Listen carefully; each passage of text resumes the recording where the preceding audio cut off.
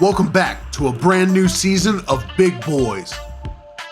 Here at Big Boys, we don't do anything halfway. So join us in this new season opener as we go all the way by trying to make sense of the Steven Seagal action film Half Past Dead. This episode ain't just gonna be alright, it's gonna be alright.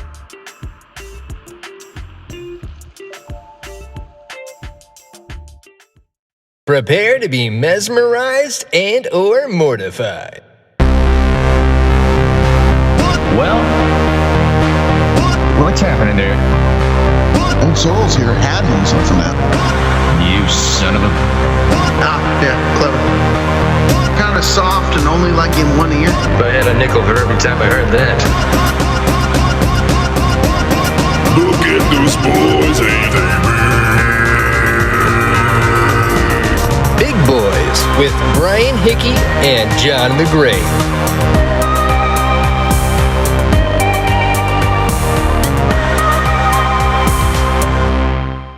Greetings, everyone, and welcome to another beautiful episode of the Big Boys Podcast. I'm your host, Brian Hickey. With me, as always, is my cohort in all things podcasting, the man, the myth, the legend, Sir John the Great. John, what's new with you? What's new with your junk? Oh, well, I got sick last week. But other than that, doing all right. I'm recovered.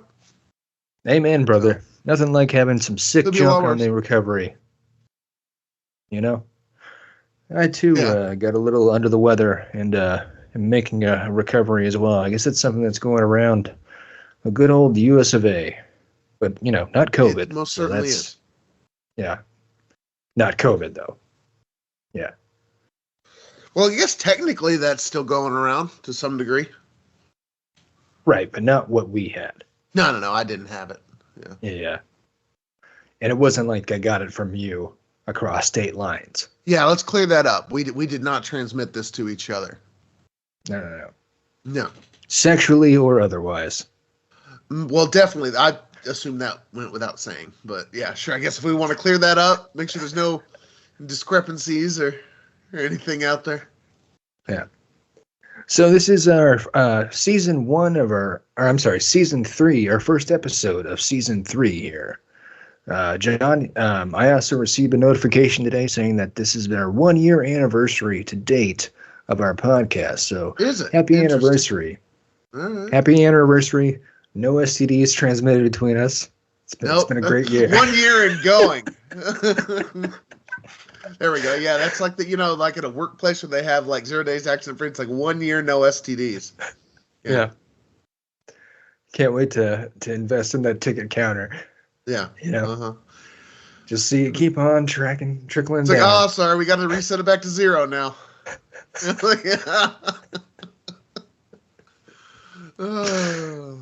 Yeah. Oh, and so on our what would you even call this? Our first episode of season 3 here, we reviewed ourselves Half Past Dead. Oh my goodness. That's why I had to review today, because I was like, this movie is still not making any sense. No, it's so great, man. It's so fantastic. I love the fact, too, that I wasn't aware until I started doing a wee bit of research into this and saw that they had a Half Past Dead 2. So I love that, the producers of this film saw that, like, you know what? Nobody, like, this movie made no sense to no one on, like, any review that you could find. Everyone's like, what is this movie? They doubled down and they made a second one that was even more confusing. My question is, the second one, is it even related, or is it just like a sequel in name only? Basically, I mean, it's kind of very small. I only watched like the first half of it while I was waiting for you to catch up. But it's like, not really. Like it stars Goldberg and Corrupt, who plays Twitch in Half Past Dead. And like, that's really the only connection, is that Twitch is in it, and the warden from the last movie makes a little cameo. But those are like the only two characters, and like the storyline has nothing to do with the last one, really. Is Twitch the guy that looked like Ja Rule's like crappy stunt double? He looks like he could be Ja Rule's emaciated cousin. Yeah, I was watching that. I was like, wait a minute. So we got Ja Rule and Dollar Store Ja Rule here. Like, yeah. No, I don't think he really looks that much like him. But Twitch is the guy who is holds the rocket launcher and blasts him back. Oh, and it shoots him back. Yeah, and he somehow doesn't break every bone in his body, shooting back 20 feet. Man, like, there's so many instances in this movie where, like, you kind of think, like, is this prison take place in the moon? Because the fucking gravity. Yeah, like the one thing that got me was, number one, they show up, it's new Alcatraz, and, you know, this Supermax prison. And first off, it seems pretty casual anyway. Like, dude, Seagal just kind of, like, steps out of line to talk to Ja Rule. Nobody says anything. And then they just casually get into a fight with the guard, and it's like, oh, okay, whatever, guys, break it up. Yeah, don't do that again here at the Supermax prison. And that guard, otherwise there'll be consequences next time. Throwing the most ridiculous haymakers I've ever seen. Like, it's just coming out. That's what I'm saying, like, dude, he literally sent Ja Rule, like, spinning. Yeah. Ja Rule in this movie weighs as much and has the physical dynamics of a literal ragdoll. It was like the Looney Tunes. Yeah, he weighs no more than 50 pounds in this universe. The way that he gets sent flying by every character that he encounters, like the little woman who's cosplaying as Trinity in the movie, she knocks his ass back 7 feet. Like, everyone. Yeah, and then the Looney Tunes-esque skit at the beginning where he just goes flying out of the car into, like, another windshield. I was like, seriously? And he just gets up and is like, all right, guys, let's get these cars out of here. Like, it just never happened. Like, I remember that. That actually brought me back to fond memories of when I used to love tuning into Funny or Die, and like the website before I got bogged down with all the different ads and stuff. And, like, it used to be like you could have your own profile on Funny or Die. It used to be basically like a YouTube for comics, you know, but they kind of changed the format of that. But anyways, back in the day, if you clicked on something as die as in not funny or whatever, because that was the choices, funny, haha, die. Like, every fifth video or every fifth time you click die, it would always cut to that particular scene of Ja Rule shooting out of the car. Because it's so fucking nuts. Yeah, this whole movie, the whole time I was watching it first off, it felt like 3 movies. Like, somebody had a quarter of, like, 3 different movies, and they were just like, screw it, we'll just put them all together. Nobody will notice. Yeah, exactly. Let's make it, we'll have a little thing going on with the Matrix, a little something going on with Escape from Alcatraz. That scene. Let's rip a little bit off from The Rock. Yeah, I was gonna say from The Rock, and then, like, basically every Nick Cage in the '90s film, because they're basically, like, the way that they have it set up in New Alcatraz is kind of almost like a direct ripoff of Face Off, prison. I just recently rewatched beginning Nick Cage Con Air, and I bring that up because, like, that movie catches a lot of guff now for, like, corny stuff, but it was just kind of a product of its time. Dude, like, leaps and bounds ahead of this. Leaps and bounds. Like, at least the movie made sense. This movie is like a soup of all those wacky ass movies, and just, like, they couldn't make up their mind which one they wanted to be. This is like all the pieces that hit the cutting room floor, and they're like, no, that's ridiculous. We'll never put that in. And then they somehow were like, hey, first of all, if we have all this stuff that we've cut from other movies, we could make a movie. And so they did. Yeah. And so they did. And then they made a direct-to-DVD sequel with Goldberg. Yeah. Uh-huh. Yeah. And because I guess that's what Goldberg's career has come to. Hey, more power to him. Still a stronger career than mine. Yeah. So, let's before we get too sidetracked, talking about the general wackiness of this movie, I wrote us a sketch here called Master in the Rule. And it's, kind of just pays homage to the relationship between Ja Rule and Steven Seagal, just unabashedly beating the shit out of everybody. You can kind of even see it, like, with, like, if you just pay attention to, like, the people he kicks his ass were all stunt people. Like, it's like, God damn, dude. Like you're literally punching him in the face. Seagal's notorious for that anyway. Yeah, I know. For, like roughing up stunt guys. Yeah. Like, I don't know if it was intended or not, but it's, like, definitely a continuity error, like, where like one of the stunt guys like have like their pants ripped or whatever because he's like smacking them the fuck around, and in the next shot it's like completely repaired. Oh, yeah, I'm sure that's what it was. It's probably like they were like cut, Jesus Christ, Steven. Yeah, come on, man, it's just a movie. Yeah. It's a straight DVD one at that. With Ja Rule. Come on, tone it down a notch.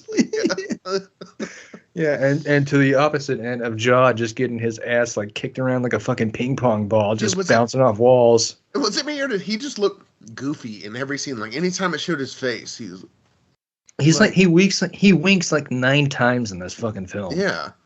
I don't know. Like every time it showed him, I laughed. Like I just couldn't. Yeah. Because he couldn't figure out what he was doing. Like making some face like he was trying to, like he had to poop, but he had to wait till they finished this take or something,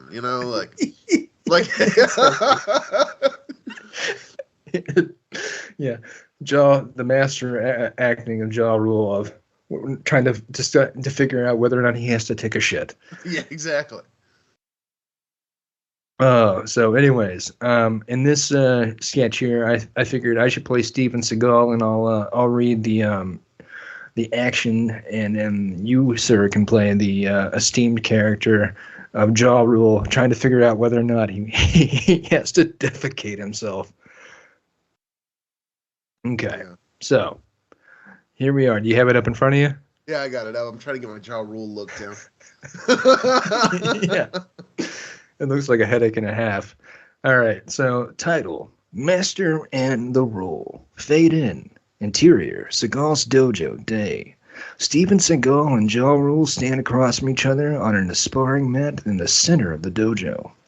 Steven Seagal. I appreciate you taking an interest in the ways of my Aikido techniques, Ja. But before you can learn the death-blowing kick I taught Anderson Silva, you must learn to call me Master. I ain't too sure I'm comfortable with all that, dog. That is a spot-on face of what John does. It's fantastic. Listeners, you need to check this out on YouTube so you can just see John figuring out whether or not he needs to take a shit as Ja Rule. Seagal smacks Ja Rule across the face and sends him literally flying into the wall across the room. Ja, you have a line there.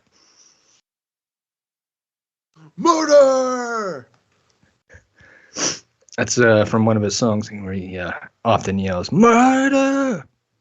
But anyways, back to Steven Seagal. Sorry if that hurt, but I treat all my students like stuntmen. Unnecessarily awful. Josh shakes his head and tries to regain his composure. Damn, you definitely put a little thug into it, that's for sure. I think you mean definitely put a little thug into it, Master. You might have mastered martial arts, but you're pretty novice when it comes to context clues and cringe-worthy racial epithets. I'm a Mongolian jazz bass musician, John. I don't know the meaning of the word racist. And I think you might actually literally mean that. The implication rushes right past Seagal's head as he smiles momentarily before shouting at Ja Rule. Again! Seagal plops his fat ass into a tiny stool and kicks Ja Rule in the face from a seated position.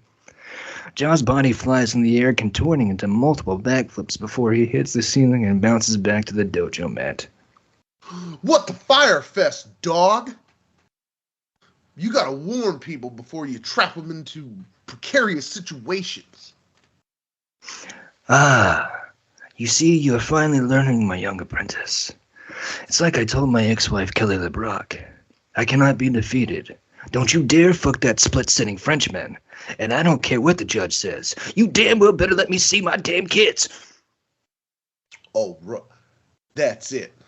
I've had enough of this bullshit. This was a mistake. You got some serious undiagnosed issues, Steven. I'm out of here. Yeah, well, you're no second-rate DMX. Ja Rule stands up from the mat. He shakes his head in disdain as he dusts himself off. That's ludicrous.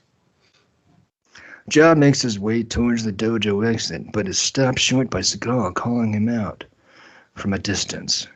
Ja, wait. Are we all right?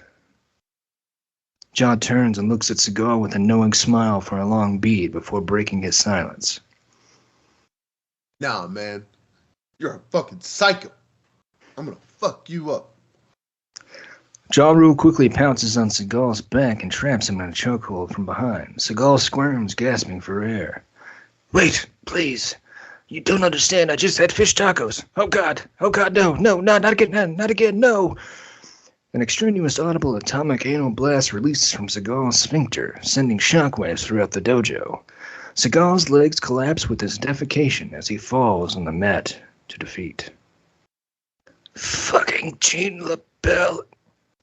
Ja Rule steps away from Seagal's passed-out, bloated body, disgusted, and immediately finds himself staring in disbelief as he witnesses the ghost of Gene LaBelle smiling in his direction, giving him an approving thumbs up. And this is me playing the ghost of Gene LaBelle. Way to show him, Ja. You're all right in my book. Ja smiles back at Gene's ghost in agreement as shit water leaks from Seagal's overpriced key. No, Gene. We're alright. The ghost of Gene LaBelle and Ja Rule laugh in victorious unison as Seagal releases continuous waves of stinky shit onto his dojo mat. The end. John, are you aware of the story of what happened with Steven Seagal and Gene LaBelle? No, I know about Gene LaBelle and Bruce Lee. Okay. So Gene LaBelle, I believe, was a trainer of Bruce Lee, or if not, he trained with Bruce Lee. One of those two scenarios. I know he was a Hollywood stuntman. And I don't know. Yeah, I don't know exactly which movie this was on in particular, but it was, and I don't know if Gene LaBelle was just being a stuntman or an actor or whatever. But anyways, he was working with Steven Seagal, and Seagal was hell-bent that no one could defeat him. No one could put him in a chokehold. And, he was like, he kept on egging on Gene LaBelle to do it to him. And after, multiple egg-ons, the lore is that finally Gene LaBelle caved into it and put him in a chokehold. Yeah. Seagal couldn't figure out a way to get his way out and then shat himself. That's hilarious. I hope that's... You know what? If that's not true, it should be. It really should be. Yeah. Yeah. Especially when you, from a man who has, no sense of humor about himself, if you ever see Seagal talking about it in any interviews, just how pissed he is that there's a story of him getting in a headlock and shitting himself. Yeah. Priceless. You should definitely... I also like your... I recommend you look that up. Yeah. I also like your reference in there to, she better have his kids there. Yeah. Yeah, because he's so enlightened. Yeah. Yeah. He's man, I think Didi. Yeah. I think we mentioned that story on the podcast before, but yeah, that's another one. And I think Rob Schneider tells that story about where he, made a donation to the Dalai Lama's whatever, and got the status of enlightenment. And as he's telling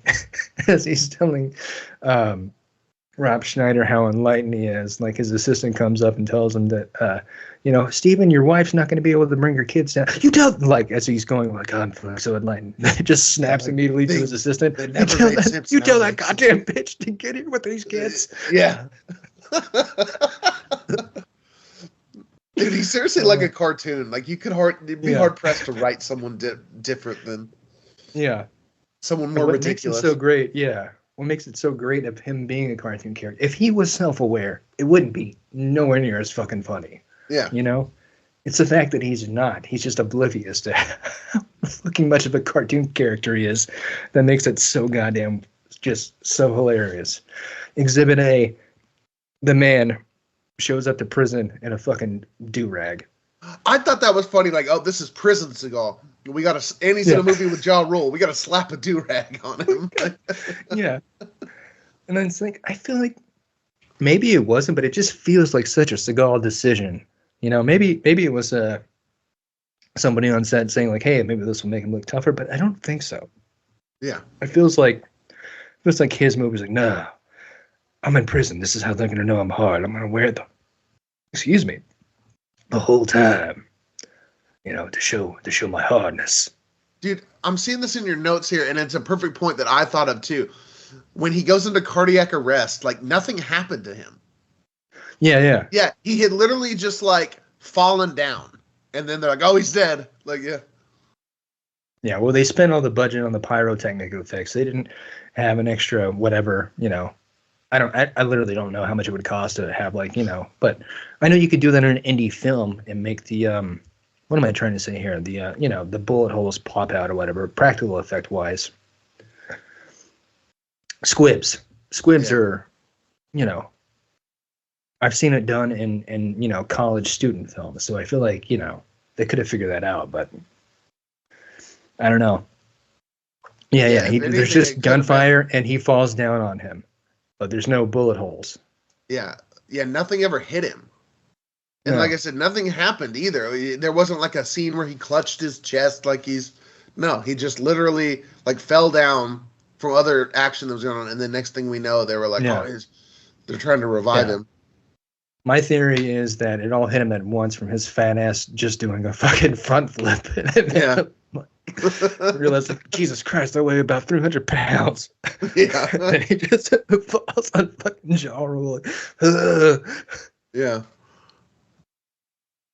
And then he goes half past dead, which is actually full blown dead, if I'm not mistaken. There's no half past dead. Yeah, there's no past dead. Like you're just that's an absolute. Like, Yeah. Well, that was just dead. in there so they could literally have the movie moment of heard you were half past dead. And look at the camera, you know. Yeah, exactly. Yeah. Which, if I understand, makes no goddamn sense whatsoever. Yeah. Which also, like, not a medical man, but if you've been dead for 22 minutes and you come back to life, aren't you basically just like Kenny in that one South Park episode, just fucking brain dead? Like, if it's that long, there's actually serious risk, because your brain's been without oxygen for like half an hour. Yeah. You know, yeah. I'm just saying, once again, this is like something we've spoken about before. Of like, there's a reason that they have fucking smelling salts for exactly at fights. You know, yeah. That's why they wake your ass up immediately if you've been knocked out, because because brain like, damage every is a second real thing. Yeah, yeah, and every second that you lie there, God forbid, not fucking breathing, seconds, mind you, they're worried about that. Like, oh God, this guy has been without breathing for a matter of seconds. Definitely might have some brain damage. 22 fucking minutes. Well, let's also say when you're knocked unconscious, you're still breathing. At least at first. Exactly. Now, if they leave you alone, I guess you could stop. Depends on the brain trauma. But he's not breathing, like you said, for 22 minutes. I'm not saying no one's ever recovered from anything like that, but the risk of brain damage is significant.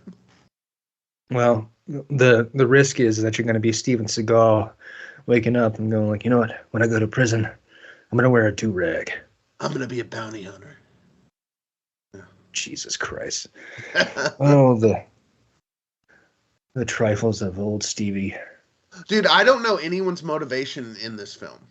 Like, what were the bad guys? What were they trying to get?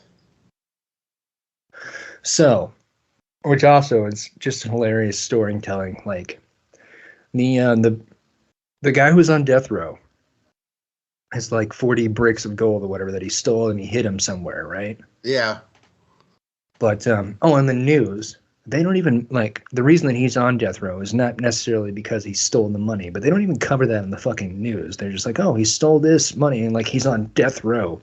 But you don't find out until, like, minute 40 that he, you know, the train derailed and some agents died or whatever. Yeah, I thought that was funny. It was like, he's got death row for stealing? Like, I mean, I realize that's a lot of money to steal, but death row? But, like, yeah, fucking death row. That's what happens when you fuck with Uncle Sam's purse. Yeah, exactly. And And then, and then Which they of found course, in a puddle, I guess, at the end. yeah, Morris Chestnut's moral compass was not really that well described in this. No. I mean, I get that he's supposed to be, well, as he claims, a sociopath, but really, when you're shooting people point blank, aren't you more? I mean, you could be both. That's a given. But if your whole thing is you're shooting people point blank in the face and not feeling anything, wouldn't you best describe yourself more as a psychopath rather than a sociopath? That would make more sense, yeah. Yeah. I mean, I get that, in both scenarios you're fucking people over, but you're ending that man's life, Morris. You're not thinking, people aren't thinking like, oh man, he really screwed that priest over when he shot him in the face. That priest must be so embarrassed about how the way that Morris did that and felt nothing. The priest is dead. Yeah.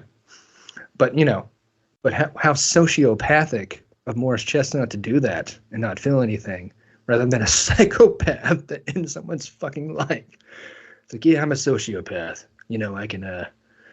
I could just spread rumors about people and feel nothing. Oh, and then also I murder without feeling too. But I'm a sociopath. Dude, I want to know how anyone still has a career after this movie. I mean, honestly, dude, I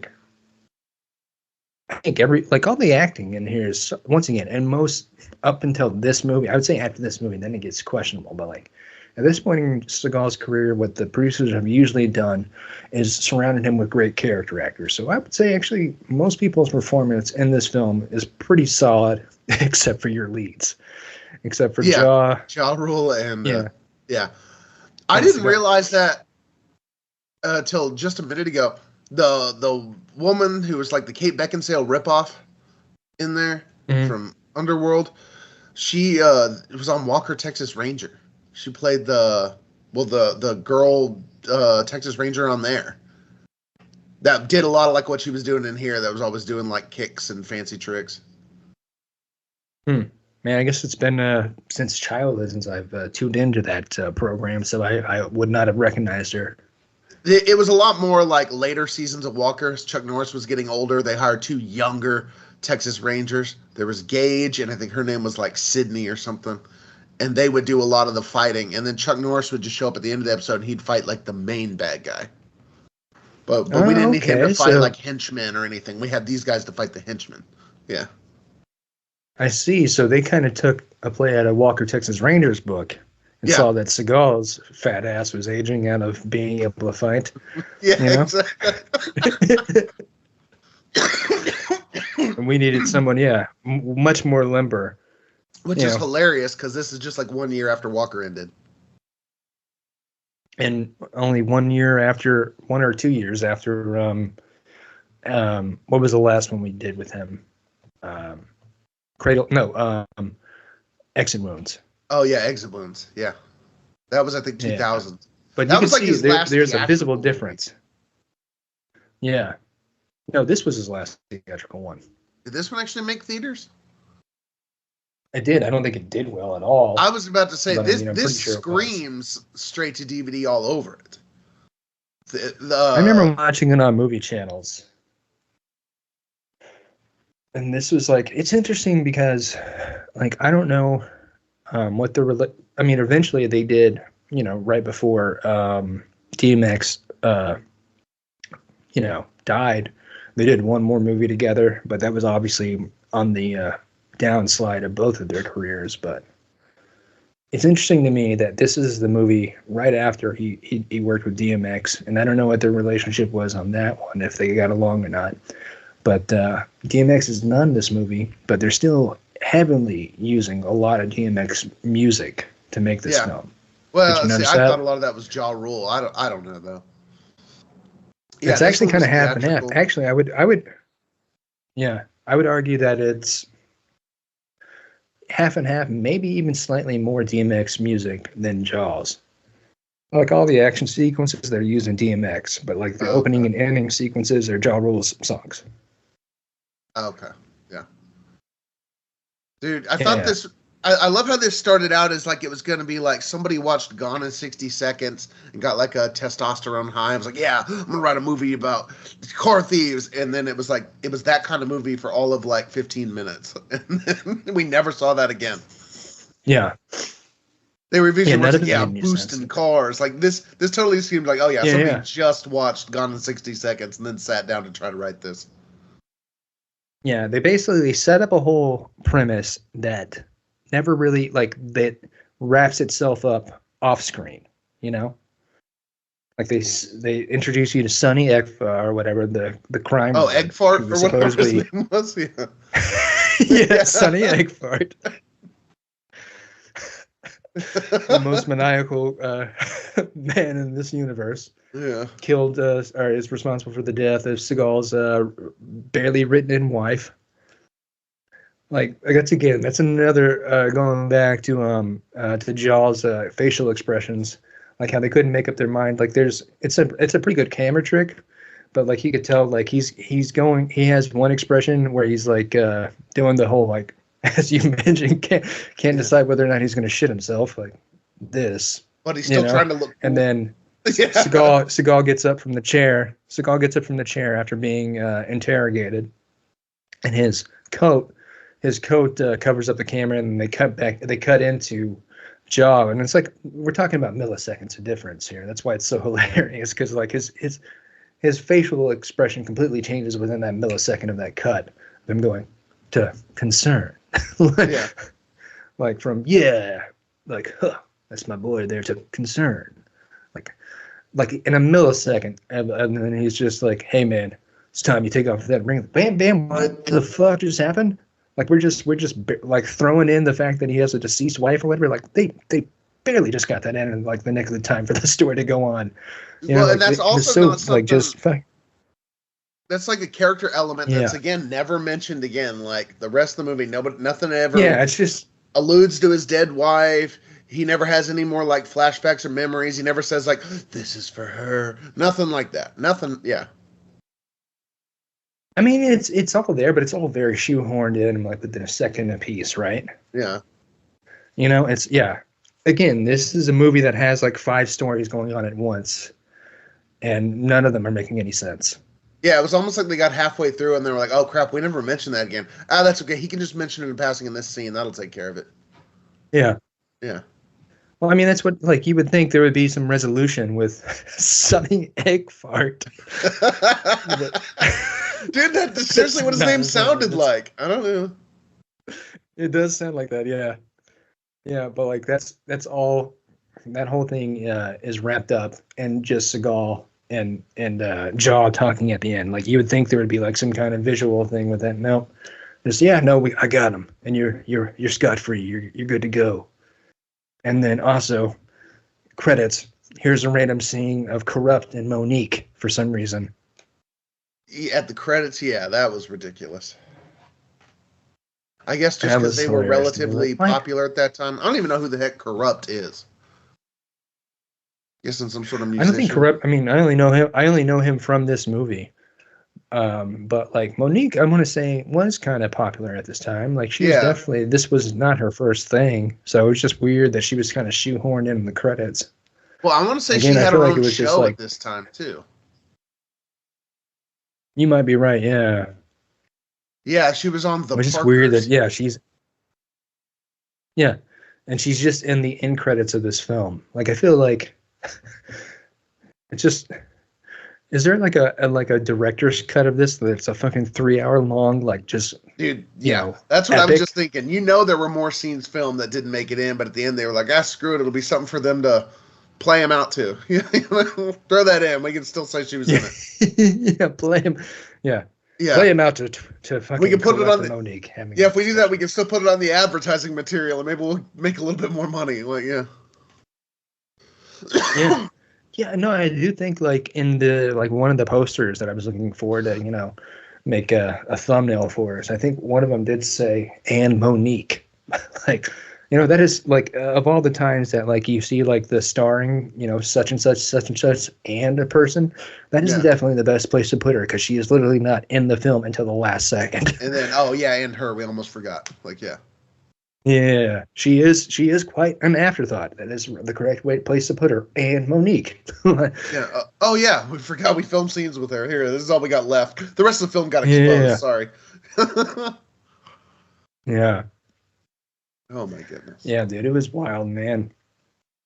Yeah, and it's just like, yeah, there's. I mean, literally, you did see that, like, fucking Morris Chestnut, which is hilarious to me too. That, like, first of all, the budget for this heist, like, they better hope that they fucking get through, because otherwise, I don't know how they're gonna make their money back. I mean, they have a whole fucking sequence that is like cut straight from, like, join the army, or join the Air Force, where they drop out of this fucking huge plane. Yeah. Like, to set that up, that's kind of like, we're talking about like a 6-figure like heist setup here, just to get this going, right? And Morris Chestnut said himself straight up that he only makes $65,000 a year, so he is for sure in the hole getting this crew together. Just to make that drop. So what, seven or eight cool dudes with them? Yeah. And so like, everyone else in the crew is like wearing what they wore when they dropped in. Makes sense. Morris Chestnut and I can't remember her name, but I think it was like 49 or 6 or something like that. The chick who was dressed as you said, Kate Beckinsale knockoff. Yeah. Like they are straight up cosplaying from The Matrix. I mean, like. Oh yeah, that was this period post Matrix, and I think maybe the sequel Matrix Reloaded had just come out, so like the whole sunglasses and leather look was everywhere. But dude, I swear to God, if you find a picture of Morris Chestnut, what he's wearing in this movie, and right next to whatever Neo is wearing in the last act of The Matrix, fucking same exact outfit. Hold on, I'm looking right now. So it was all black with the leather trench coat. No, he didn't have the leather trench coat. It was just all black. He had a trench coat, and then he had a gray shirt. And I swear to God, it's the same exact fucking thing Neo is wearing. Let's see. I swear. Which is, once again, hilarious that they're budgeting for this huge drop in, and then they gotta like have their own special clothes to wear for the heist. Yeah, it's very close here. That you can tell it's exactly what they're ripping off. The black like tactical pants and the gray shirt. Yeah. And he's still wearing a trench coat. But in the Matrix it was like a leather trench coat. I don't think not in the excuse me, in the initial one, I don't think he is wearing leather. Well, that's what he's wearing on the cover. I think he ditches it at some point. Like when he does the bullet scene. Yeah. But I don't know how else to describe it. Which I'm sure, yeah. It's like the most famous scene from that movie. Yeah, bullet time scene, yeah. Yeah. Which I have no doubt there is definitely an excerpt of Morris Chestnut doing that as well. And they're like, is this a little too spot on? But yeah, man, it's I wish he's like the one character. I mean, his performance, especially juxtaposed against Steven Seagal's and Ja Rule's, it's okay. But like his villain kind of role, like if he had gone a little bit more like Nicolas Cage in it, I think that would have played it up better. He played it a little too cool for being in a fucking bonkers fucking movie that he's in. You know what I mean?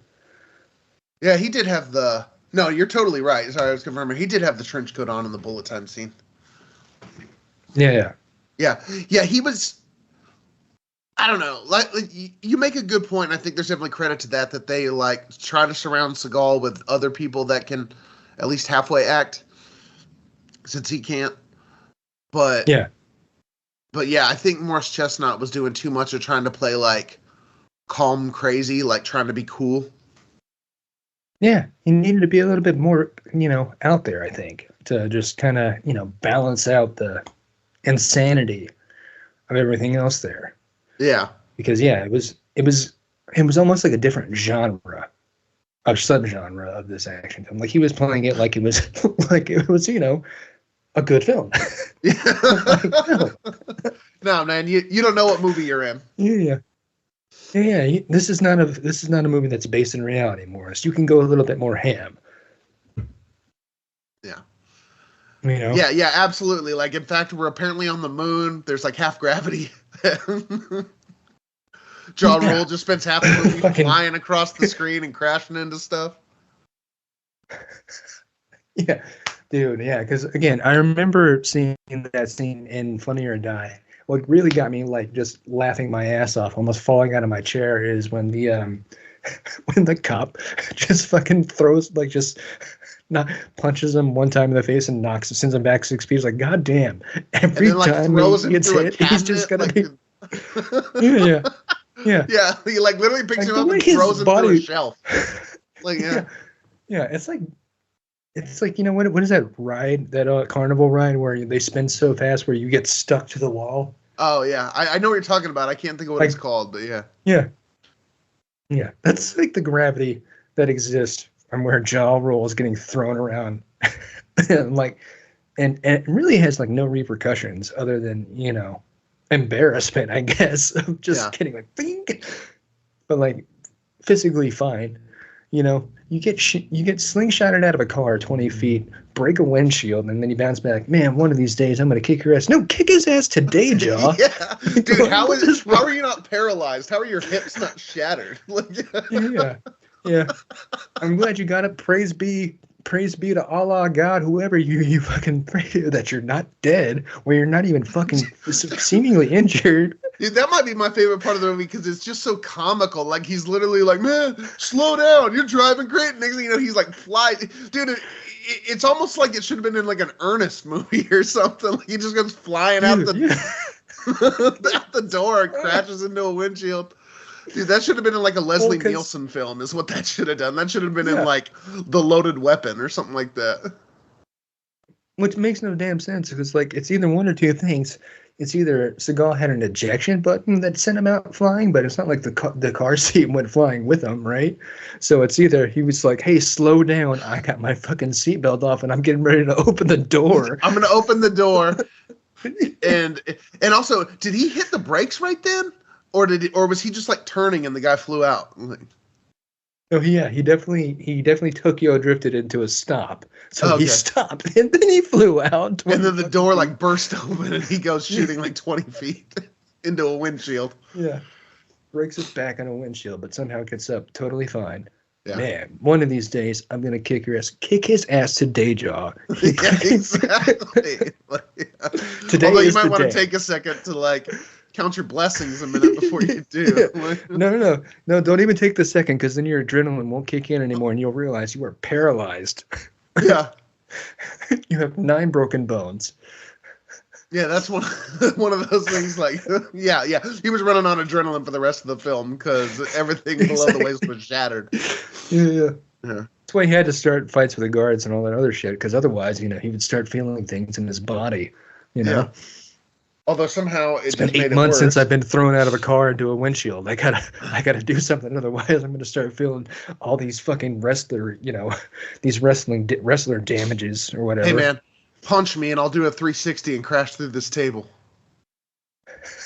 And it was like the most crazy, like he literally like swung his arm out like completely like sideways, like just this crazy haymaker, and he's literally like. Yeah, and the dude's a big guy too. I can't think of the guy's name who played that guard. He's a character actor. He's in a lot of stuff. Did you ever play L.A. Noire? A little bit. He plays the old curmudgeon detective that is one of your partners in the game. But it's like, yeah, he's a tall, stocky guy, but he's not like, the traditional buff, huge guy who, would kind of like, make it more believable sending somebody fucking haymaker in somebody's 6 feet fucking back.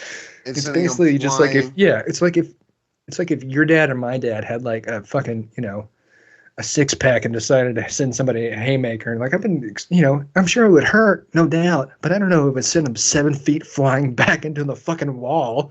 Well, it's also, I guess, the rules of physics we shouldn't even think about for a movie like this. But like, if somebody punches you hard enough to send your entire body like flipping through the air, like, dude, you're dead. Like, they punched you that hard, like all that force right here, like. and you're gonna do like a whole flip, like yeah, no way. Like that's at the very least you have like serious injuries. I would have loved it if that was like his catchphrase continuously. Every time he got pounced around by whoever was hitting him, he would just get up every time and be like, "Man, one of these days I'm gonna kick your ass." Yeah, to every person. He's basically like that schoolyard bully you finally stand up to. Oh yeah, one of these days I'm gonna kick your ass. Like, dude, I don't think you were there. That actually reminds me of one time in high school, and I won't say the guy who got punched in the face. But there was this bigger kid named Terry who was kind of, I don't know if he was or not, he was kind of borderline special needs. I think I remember who you're talking about, yeah. And anyways, this kid was like picking on him, right? But, and this is in gym class, so yeah, you know, the coach didn't give a shit. Yeah. And Terry had enough of it. Punched this dude in the face, like sent him down to his knees. I dare you to do that again. Yeah. So Terry punched him again. Punched him twice. Same result. And then dude gets up again for the second time and goes, I dare you to do that again. Like, what a moron. What is the end result that you're asking for here? That's one of those, dude, like, you lost, just leave it alone. Yeah. Like, yeah. Yeah, it's like, I think the whole school here realized you're not going to hit him back. Yeah. Mission accomplished. I dare you to do that again. He defended himself. Way to go, Terry. Yeah. Yeah. I dare you to do that for a 9th time in a row. Hey, we must have went to school with John Rule. Clearly we did. And the guy bounced back like it was nothing. Like bounce off the floor. Like, yeah. Yeah, that reminds me. I forgot there was that period of time where Ja Rule was popular, and then I don't know. I don't even know if he even still has a music career anymore. No, he's well, I mean, he had a music career. You know, making the music festival, Firefest, dude. Oh, that was him. Yeah. Surely you've seen the documentaries. And I say documentaries because there's been multiple. No, I remember hearing about it when it was big, but I never really paid much attention. There's one on Netflix and there's one on Hulu. Pick your poison. They're both pretty great. One of them's called Fire Fraud, and then one's, I don't know, called something else with Fire. And they basically showed up and there was just nothing there, like no festival. Well, there was no, they just like, basically him and that I can't remember the other guy's name. It was really more on the other guy, and Jaw was just kind of like the name behind it, but wasn't also really paying attention to you know, there being no infrastructure for the festival. But the best part in the Netflix doc, if I remember right, is like, you know, they basically just ate shit on a public level. But you know, like the same thing that got them in that issue is like they're on like a Zoom call with all the people, and they're like, "All right, let's figure this out." Nope, like, you know, basically no bad vibes. How we gonna fix this? Like, it's just so cringeworthy. Of like, you didn't. It's fucked. Yeah, like, yeah. There will be litigation after this. No. Like, let's consult attorneys. That's the only thing you can do. Yeah. Positive notes only. What do we do about this? You flee the country. You get the fuck out of here, Jaw. Yeah, change your name. You are no longer Ja Rule. Yeah. Yeah. Oh man. Man, I think that his business partner went to prison for a wee bit as well, if I'm not mistaken. Dude, somebody had to go to jail for something like that. I mean, it had to. Yeah. Well, they don't call it fire fraud for nothing. And then Jaw's sentence, I imagine, was just, you know, he had to get his ass whipped back 7 feet. And so he can bounce up and say, man, one of these days, I'm going to kick your ass. Yeah, that's exactly what'll happen. He's like, one of these days, I'm going to get a lawyer. Yeah. It's like, Jaw, you're already in prison. You should have done it a long time ago. Yeah, exactly. Yeah. Oh, man. Oh, dude. Well, I hate to cut this one short, but I'm not feeling too good once again. And all right. Real quick before you go, for our viewers out there, so we don't just spend this whole time crap on this movie, would you say this movie has, what are the redeeming qualities of this movie? Oh, this is definitely, it's so bad it's good film. Like, I can watch this once a year and just like, this is insane. Yeah. You know? This is definitely worth a repeat watch. I don't know. This one's starting to push it for me. Like, Exit Wounds I could give you, but this one, I was just watching like the whole time kind of like, what? Like, I know I'm always saying like, I want to bring back movies where it's like written by a 12-year-old and it's just cool for the sake of being cool, but this is like, I guess I should be careful what I ask for, because that's exactly what this felt like. Yeah, so what you're saying is this breaks that 12-year-old's brain. It's that bad. Yeah, this is what I was like, okay, never mind. This actually feels like it was written by like a 12-year-old who was just like, oh yeah, and then they're going to crash through in a helicopter, and there's car theft at the beginning, but then he just gets distracted with things as he goes. And yeah, this is definitely like 4 12-year-old stories all jam-packed into one.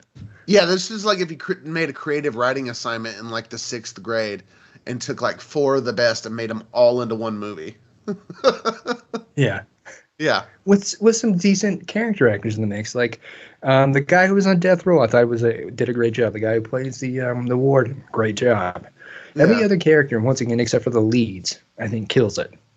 Except, I mean, there is and again, I don't even think it's anything to do with the actors. It's just a weird writing thing. Like, why is like every member of the heist crew has to chew bubble gum? Did you notice that? It's just like the cool thing, you know. They're always like, you know. I mean, they budget so much for this heist, dude. They're flying out of a helicopter. They got a big red budget, you know. They got their air jump budget. It's just so much to account for. They bought expensive leather clothing. Exactly. Yeah. The spreadsheet for this heist. Like I wanted them to get the gold bar just in the end so they could pay everybody else off, and then like Morris Chestnut's got like a measly $2 million left. Yeah, like exactly. out of this $40 million thing. It's like, oh man, my expenses, they were so grandiose. I should have really thought about this. Should have been more considerate. I like how at the end they're just in like a toolbox, like in a puddle in the middle of a field somewhere or something. I'm like, yeah. Okay, anyway. But yeah, I don't know. I guess to sum up, like you're saying, if you just want something fun, you just want something bonkers, you know, but just know going ahead of time. You know, so basically what you're saying, this was definitely my pick, obviously. This is my taste of like just what is this monstrosity? Let me just try to study and evaporate and try to just get every little every little thing I can out of it. And there's still plenty left on the floor that we haven't touched. And it's like there's no end to it. You know? Yeah. Once again, it's a maximum security prison where like you can just play PS2. Very, very loose rules. You know? Yeah. You know, the warden saying in his whole speech, but I thought the guy playing him also did an incredible job. But it's just like he's like, little Joe here has figured out a way to pass his time. I suggest you all do the same. Like, you suggest we all buy PlayStation 2s?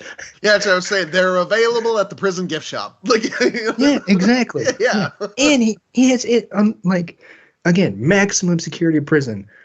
Like, I guess like if I really want to, you know, stretch my belief system, like sure they could have like a allotted time where they could play that in a specific place, but Big Joe or Little Joe, whatever his name is, has it in a cell. He has unlimited amount of time to play his PlayStation 2. Yeah, exactly. If they had it, it would be like TV time or yard time or something. It would be in a specific place that they get the privilege to go to at a scheduled time. Yeah, not just once again, hanging out in your cell playing, you know, golf or whatever game he was playing. Yeah, right back to a fucking 12-year-old writing this fucking movie. Like, no, he's got unlimited PlayStation 2. It's fucking killer, man. Yeah, exactly. The 12-year-old. You just walk into the prison. They just walk into the prison. They just beat the shit out of the guards, and like we'll only get a stern warning. You know, that was like a 12-year-old whose mom was like, "Go to your room," and so he's just sitting in there mad, but he's playing PS2, and he's like, "You don't straighten your act up, you're gonna go to prison." Yeah, well, this is the kind of prison I'm gonna go to. I'll just sit and play PS2. I could do a dime because I'll just play PS2. I could do a dime playing PS2, beating the shit out of the guards, and me and the warden are still gonna be cool. And then just standing out in the open with a machine gun and getting shot later. Yeah. That's how I'm going to go, Mom. You'll see. And then Twitch, or whatever his name was, you can have my PS2. And then falls in the pit. Like, yeah. Oh, man.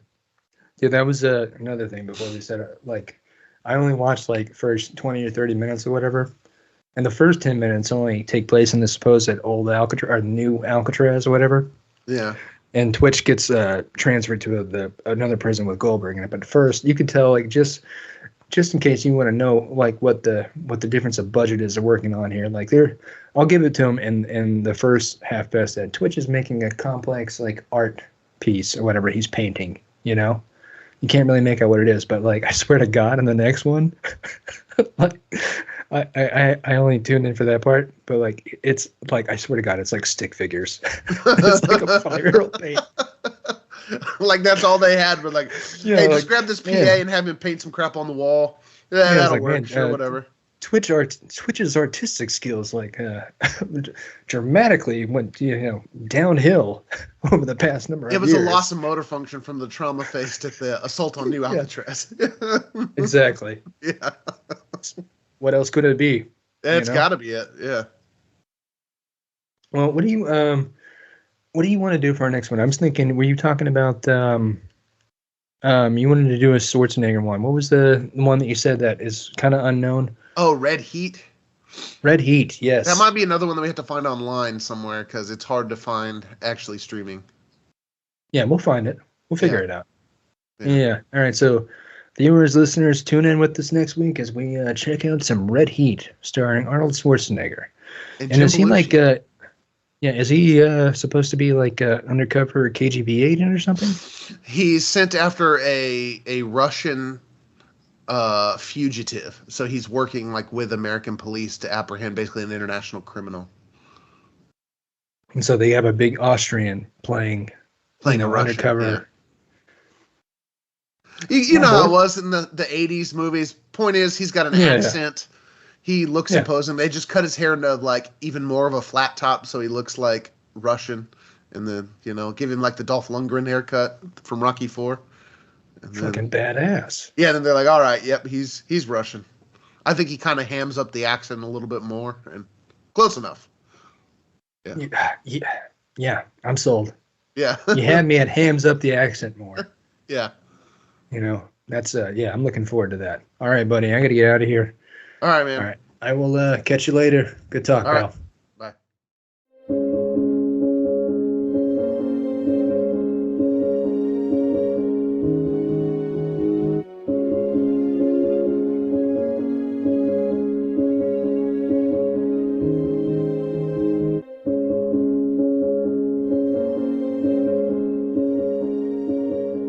Well, how about that for a season 3 premiere there, dear listener?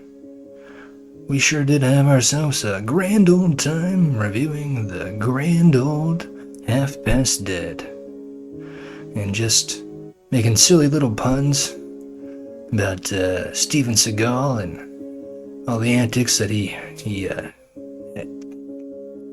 done in that movie and had done in his life. And it was just something that truly tickled my fancy.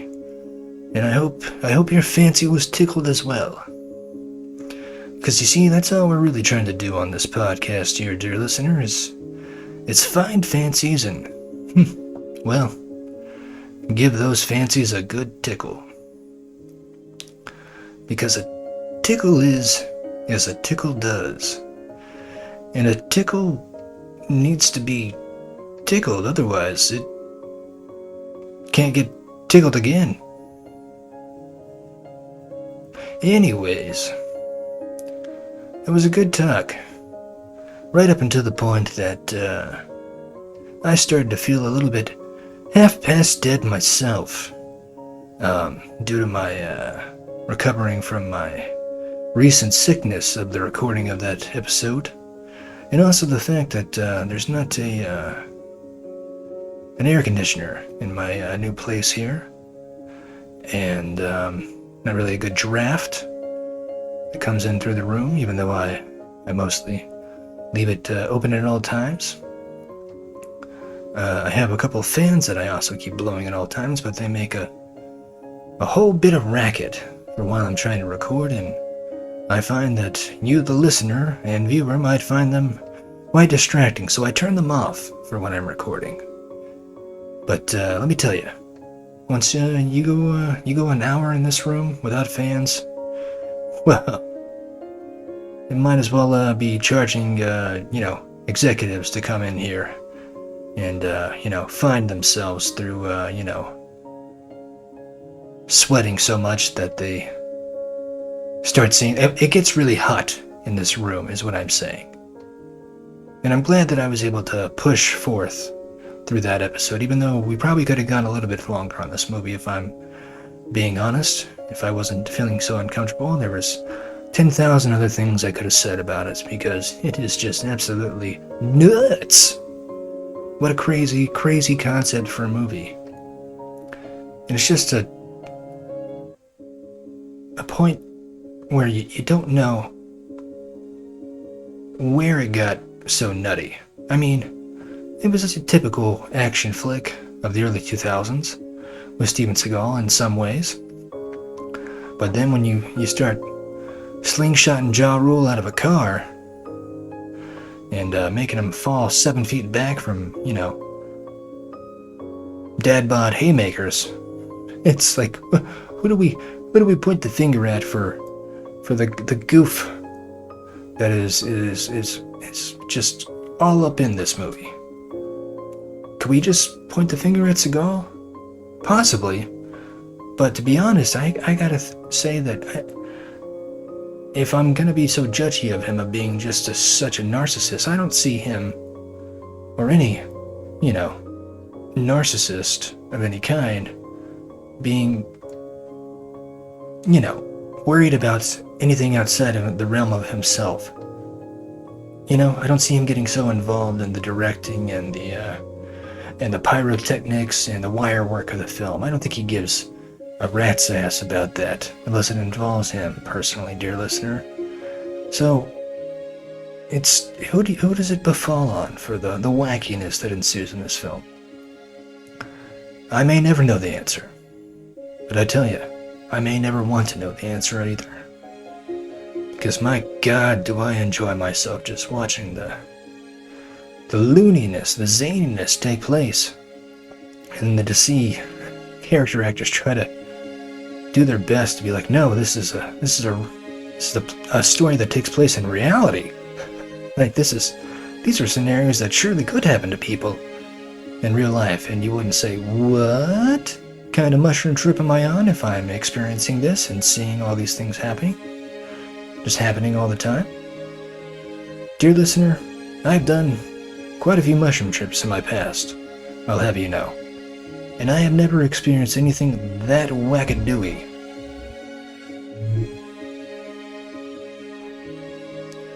Nor has this guy either.